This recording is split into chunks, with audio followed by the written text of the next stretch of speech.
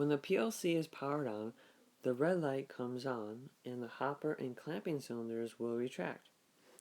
When the start button is pushed, the green light and conveyor will power on. The first time pushing the start button will also extend the hopper cylinder.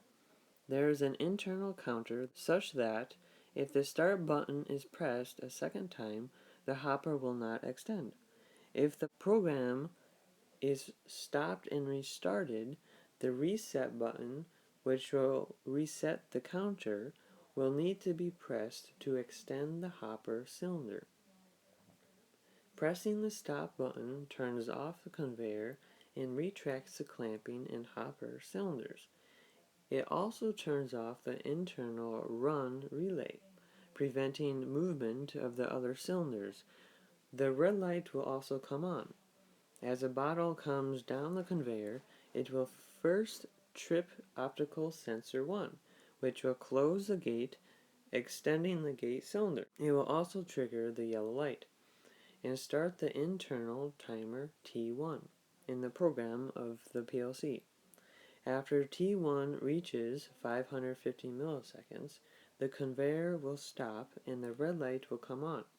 The clamping cylinder will extend and the hopper cylinder will retract.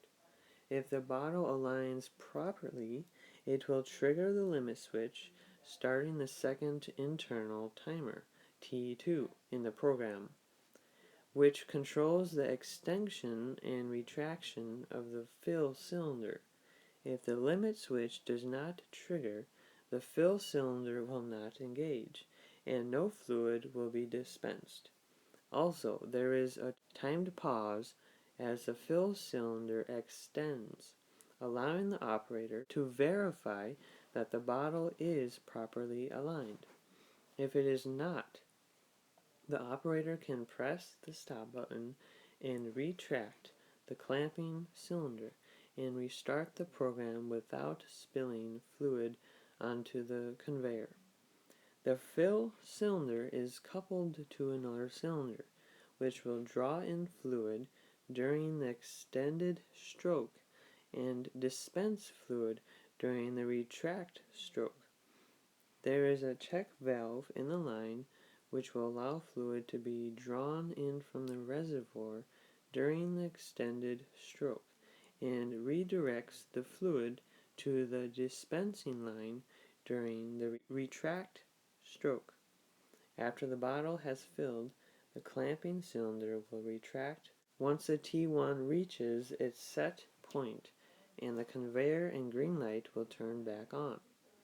The bottle continues down the line, tripping optical sensor 2, which simultaneously opens the gate, retracting the hopper gate cylinder, and extends the hopper cylinder, automatically cycling the next bottle onto the line and repeating the process until all the bottles have been filled.